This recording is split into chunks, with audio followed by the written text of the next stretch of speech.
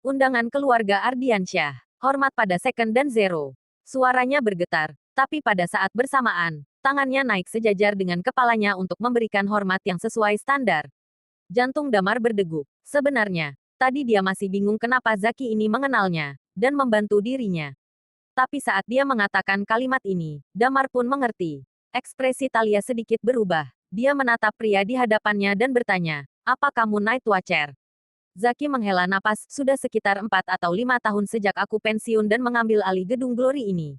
Mungkin kalian berdua tidak pernah bertemu denganku, karena aku bukanlah siapa-siapa.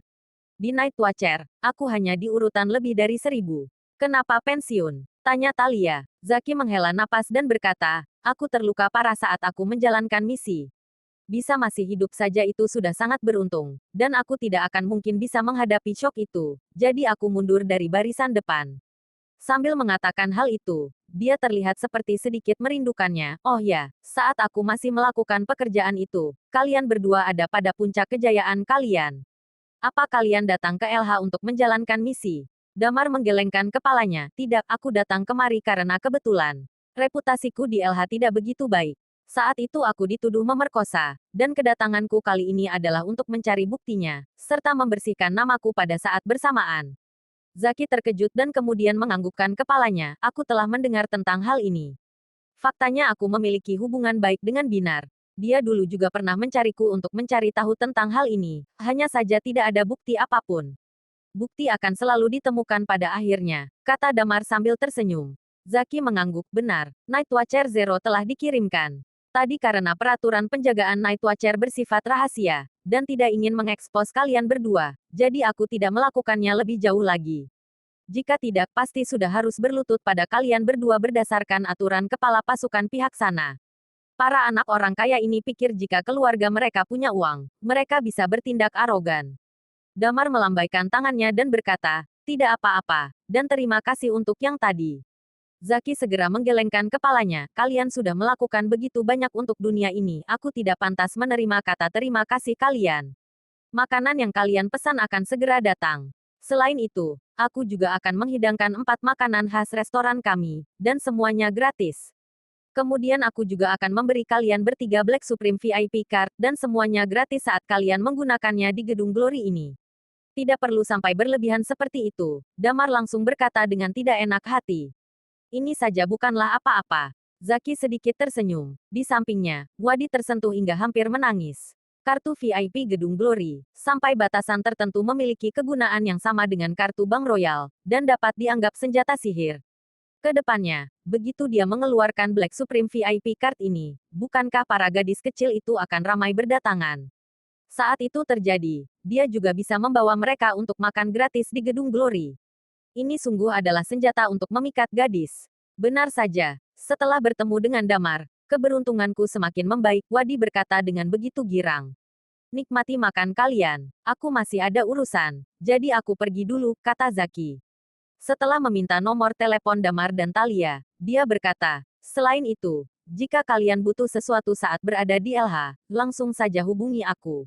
Meski aku bukan orang terkaya di LH, tapi di antara semua klan, aku masih dapat mengatakan sepatah dua patah kata. Damar mengangguk dan berkata, terima kasih. Tidak lama setelah Zaki pergi, hidangan yang mereka pesan mulai disajikan satu persatu. Kemudian, Talia mulai makan dengan lahap tanpa peduli dengan citranya lagi. Sambil mengunyah, dia bergumam, ini enak sekali. Sebenarnya, Damar juga tidak tahu perut Talia terbuat dari apa. Selain sebutan second di Night Watcher, dia juga mendapat julukan, Pig Girl. Tentu saja artinya berbeda dengan Pig Girl yang ada di internet, karena julukan miliknya ini mendeskripsikan dia makan lebih banyak dari babi. Damar terus tersenyum. Selama dia dapat bertemu dengan Talia lagi, itu sudah cukup. Wanita ini adalah wanita yang dapat dipercaya olehnya untuk menjaga sisi belakangnya. Bagian belakangnya tidak akan terancam sedikit pun, kecuali jika wanita ini mati.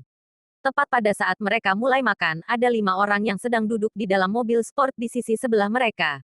Tandi yang saat itu menjadi sopir mereka, duduk di depan sambil mengendarai mobil tanpa berani mengatakan sepatah kata pun. Ekspresi Anthony yang duduk di kursi samping pengemudi juga terlihat tidak begitu baik. Di bagian belakang, Januardi berteriak dengan marah, Anthony, kau tadi takut dia akan melakukan apa?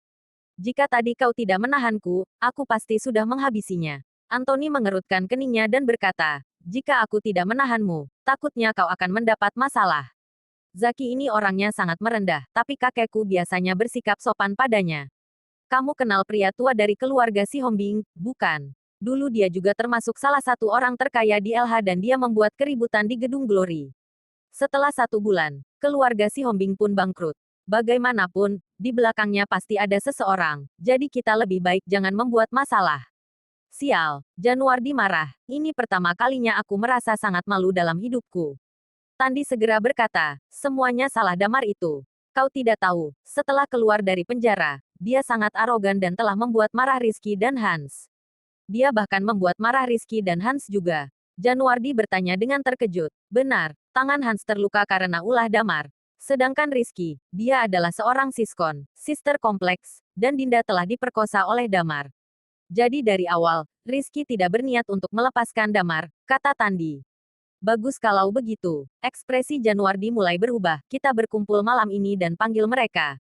Karena setiap hari begitu membosankan, kita bahas saja bagaimana cara mempermainkan Damar dan bersenang-senang. Anthony tidak berbicara dan hanya meniup poni di dahinya. Dalam keterkejutan Damar dan Wadi, Talia memakan habis hampir semua hidangan di atas meja, kemudian menjilat bibirnya dengan wajah tidak puas. Kamu sudah makan terlalu banyak. Damar terdiam. Dia tidak bisa menahan diri, dan menjulurkan tangannya untuk mengelus perut Talia. Perut Talia tetaplah rata seperti sebelumnya, dan tidak ada jejak lemak sedikit pun. Damar berkata dengan heran, aku sungguh tidak tahu, lari kemana semua yang telah kamu makan. Terkait dengan tindakan Damar, Talia seolah telah terbiasa, dan dia berkata dengan puas, rasanya enak sekali, dan karena gratis juga, sepertinya ke depan aku akan sering datang kemari. Setelah mengatakannya, dia menatap Damar dan berkata, carilah waktu untuk mengantar Wadi ke Night Watcher agar dia bisa berlatih. Dengan begitu dia bisa lebih cepat mengejar tingkatan kita, atau setidaknya tidak menyusahkan kita. Tata sudah pergi untuk selamanya, dan setelah balas dendam, pada akhirnya kita masih harus kembali untuk melengkapi tim. Damar mengangguk, baik, besok kita atur waktu, biar aku suruh Tirta untuk membawanya pergi. Talia mengangguk dan berkata, boleh. Aku bawa dia kembali dulu dan memberitahukan hal-hal yang harus diperhatikan. Selain itu, untuk saat ini, agar tidak kembali ke sana, aku tidak bisa sering datang menemuimu. Jadi kita sebisa mungkin saling menghubungi lewat WhatsApp atau telepon saja. Baik, jawab Damar. Setelah mendapatkan kartu VIP, mereka bertiga keluar dari Gedung Glory dan naik ke taksi masing-masing untuk pulang. Di dalam taksi, Wadi menatap Talia yang berada di sampingnya dan bertanya, kenapa tidak beritahukan yang sesungguhnya pada dia? Talian menghela napas, bisa bertemu dengannya saja sudah sangat bagus. Hal ini biar aku tanggung sendiri saja. Kamu sendiri juga ingat, jangan sampai memberitahu dia satu kata pun. Wadi mencibir, kemudian tidak mengatakan apa-apa lagi. Di sisi lain, Damar pergi ke warnet dan bermain sepanjang sore. Saat jam menunjukkan pukul 6 barulah dia naik taksi dan pulang. Saat tiba di depan gerbang perumahan, begitu dia turun dari taksi, terdengar bunyi klakson dari 2 mobil yang ada di samping. Pada saat bersamaan terdengar teriakan, Damar. Damar menoleh dan melihat ada 2 mobil hitam yang terparkir tidak jauh dari sana. Kemudian pintu mobil terbuka dan pria berusia 30-an yang mengenakan setelan jas turun. Melihat orang ini, ekspresi Damar sedikit berubah. Dia cukup tampan, dan jika dilihat lebih teliti ada kesamaan sekitar 60% dengan Damar. Orang ini adalah pewaris pertama dari generasi ketiga, Raden Ardiansyah. Raden berjalan ke hadapan Damar.